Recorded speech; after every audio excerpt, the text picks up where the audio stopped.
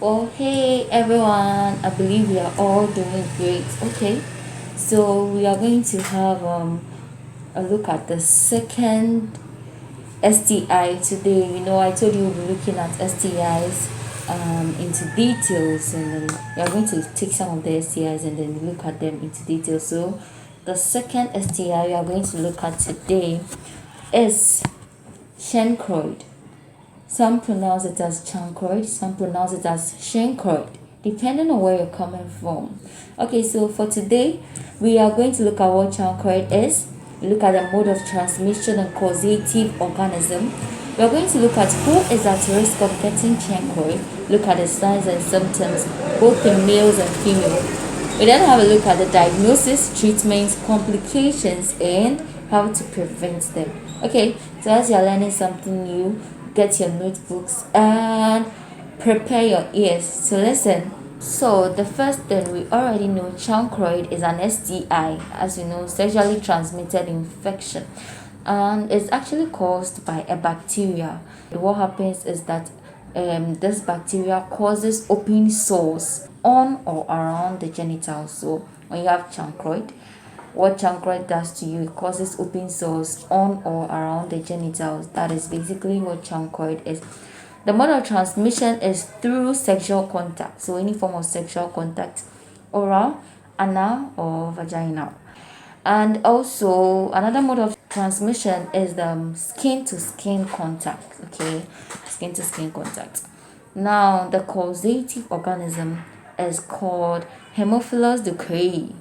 Haemophilus ducreyi, and this Haemophilus ducreyi, it attacks the tissue in the genital area, and then it produces an open sore called a chancroid or an ulcer, and the ulcer may bleed or produce a contagious fluid that can spread bacteria during oral, anal, or vaginal intercourse. So who is at risk? Okay, so far as you are sexually active, you are at risk of contracting chancroid, and also someone who is living or traveling to a country where chancroid is common. And also, if you're someone who has sex with commercial sexual workers, I hope you know what I'm talking about here. If you enjoy making out with commercial sex workers, then you're at risk of contracting chancroid. And someone who also has multiple partners easily will get chancroid. So the symptoms may vary, but typically they begin to show in about 4 to 7 days after you have been exposed to the fluid containing the bacteria.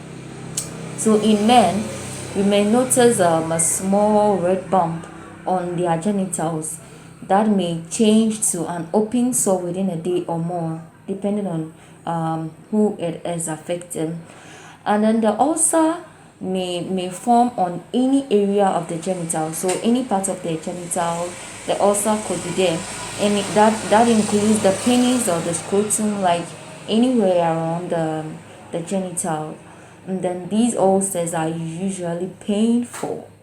So you look at the symptoms in women, they may develop 4 or more red bumps. So 4 or more red bumps in women.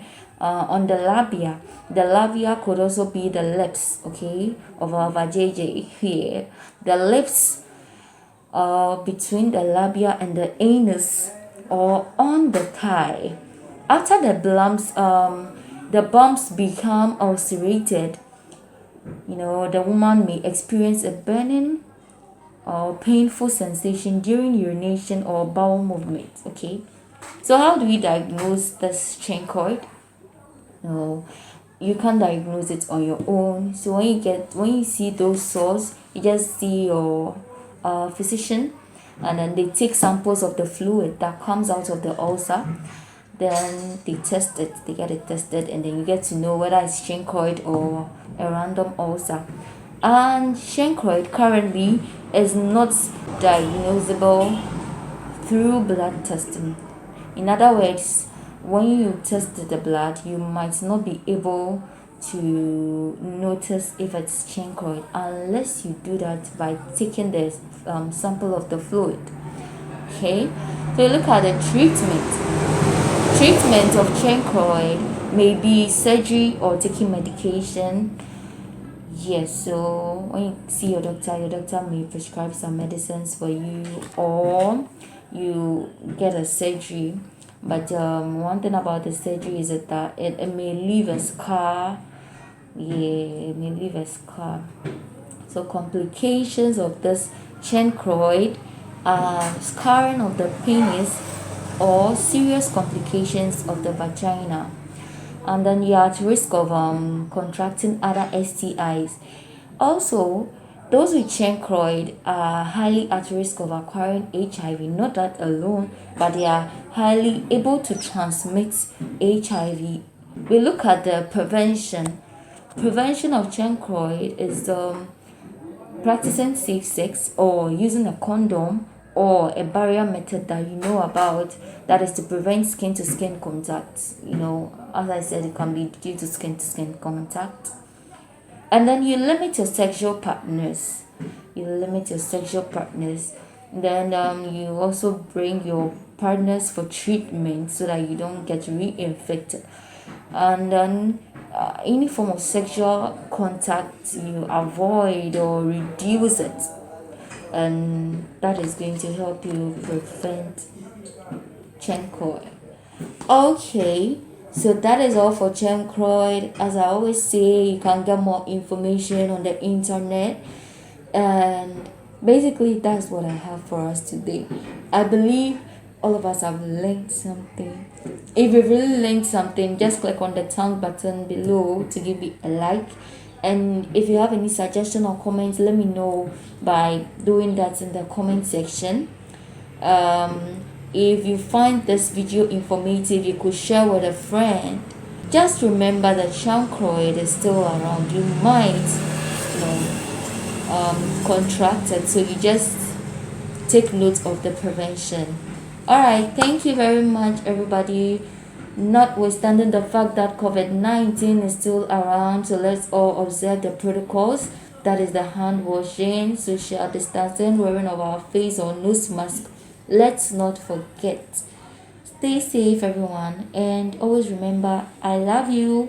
Bye bye. 再见。